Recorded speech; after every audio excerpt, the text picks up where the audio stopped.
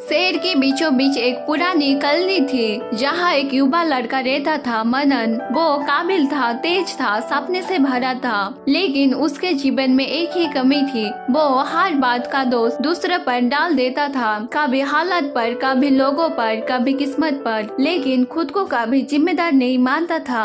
अगर पढ़ाई में नंबर कम आते तो कहता टीचर ठीक से पढ़ाते नहीं इसीलिए फेल हो गया। अगर नौकरी नहीं मिलती तो कहता कंपनी वाले बेकार है, उन्हें टैलेंट की पहचान नहीं है। और अगर उसके दोस्त उससे दूर होते तो वो बोलता सब लोग बदल गए हैं, कोई अब पहले जैसा नहीं रहा। धीरे धीरे वो अपनी ही दुनिया में फंसता चला गया। उसे लगता था कि दुनिया उसके खिलाफ है, लोग उसके खिलाफ है और कभी समस्या की जड़ दूसरों लोग हैं, वो खुद नहीं। एक दिन की घटना है जिसमें सब बदल दिया। एक सुबह मनन बहुत गुस्से में घर से निकला। उसके मोबाइल में खबरें थी। उसने गलती से उसे गिरा दिया था, लेकिन घर में सब पर चिल्लाया आप लोग ही परेशान करते हो, तभी फोन गिर गया। वो गुस्से में पार्क पर चला गया। वहाँ एक बूढ़े माली दादा रामू पौधा को पानी दे रहे थे। मनन पास की बेंच पर बैठ गया और जोर से बोल दिया इस दुनिया का ना जाने क्या होगा, हर चीज के लिए मैं ही दोष झेलता हूँ, सारे लोग गलत है, बस मैं ही सही।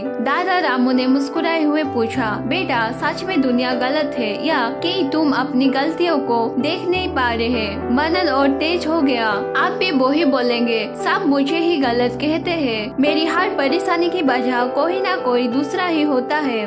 दादा रामू ने कहा अगर तुम चाहते मैं तुम्हें एक कहानी सुनाऊं, शायद उससे तुम्हें कुछ समझ आए। मनन चुप हो गया और सिर हिलाकर उनकी बात सुनने लगा। दादा रामू ने कहा बहुत साल पहले यहाँ एक राजा था, वो भी बिल्कुल तुम्हारी तरह था, हर गलती के लिए दूसरों को दोष देता था। अगर युद्ध हारता तो सैनिक को दोष देता, अगर जनता नाराज होते तो मित्रों को दोष देता था, अगर खजाना खाली हो जाता तो व्यापारी को दोष देता।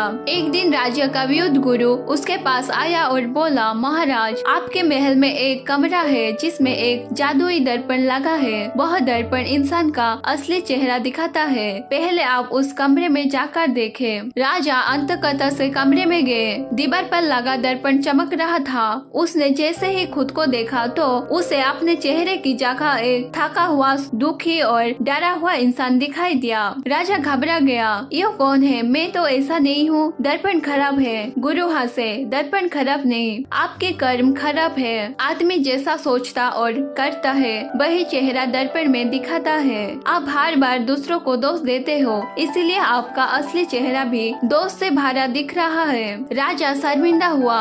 उसने पूछा तो मैं इसे कैसे बदलूं? गुरु बोले दूसरों को नहीं, खुद को सुधार करो, हर गलती में अपना हिस्सा स्वीकार करो, तभी दर्पण में तुम्हारा चेहरा चमकने लगेगा। राजा ने उस दिन से खुद की जिम्मेदारियां समझानी शुरू की और उसका चेहरा भी बदलने लगा। दादा रामू कहानी सुनाकर चुप हो गए। मनन कुछ देर तक सोचता रहा। कहानी सुनकर उसके मन में पहला सवाल उठा, क्या मेरी जिंदगी भी उसी राजा जैसी है? उस दिन मनन घर लौटा और खुद के व्यवहार पर नजर डालने लगा। उसे लगा फन उसने खुद गिराया था, पढ़ाई भी उसने ठीक नहीं की थी, इंटरव्यू में भी उसने तैयारी नहीं की थी और दोस्तों से दूर भी वह खुद हुआ था। यह एहसास उसे भीतर तक हिला गया। उसे समझ आने लगा कि उसकी जिंदगी में जितनी भी समस्या है उनमें से कोई उसकी अपनी गलती से पैदा हुई है, ना कि दूसरों से। यही सोचते सोचते वो दादा रामू के पास अगले दिन फिर पहुंचा। दादा मैं बदलना चाहता हूँ, मनन ने कहा। दादा मुस्कुराए, तो आज से एक नियम अपनाओ, दूसरों के बाद में देखो, हर गलती में अपना हिस्सा पहले ढूंढो। मनन ने ठान लिया।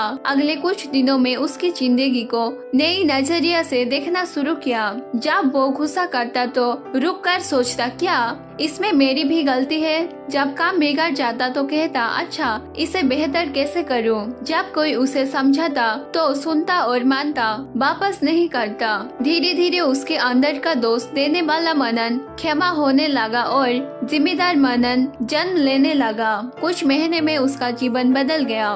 उसने अच्छी तैयारी की और नई नौकरी पा ली। उसके दोस्त फिर उसके करीब आने लगे। घर में शांति बढ़ गई और सबसे बड़ी बात वो खुद को बेहतर महसूस करने लगा। जब जब भी कोई मुश्किल आती वो कहता दूसरों को दोष देने से कुछ नहीं बदलेगा, जो बदल सकता हूँ वो मैं खुद हूँ। लोग उसे देखकर कहते मनन बहुत बदल गया है। पहले वो छोटी छोटी बातों में दूसरों को गलत ठहराता था, अब खुद जिम्मेदारी लेने लगा। दादा रामू ने भी कहा बेटा, जिसने खुद को जीत लिया उसने जीवन जीत लिया। जब तक हम दूसरों को दोष देते रहते हैं जीवन नहीं बदलता। सुधार हमेशा दूसरों में नहीं खुद में करना चाहिए। हर गलती में अपना हिस्सा देखना इंसान को मजबूत बनाता है। जिम्मेदारी लेने से आत्मविश्वास बढ़ता है। दोष देना आसान है, खुद को सुधारना असली ताकत है। अगर आपको ये वीडियो अच्छी लगी हो तो लाइक, शेयर और सब्सक्राइब जरूर कीजिए।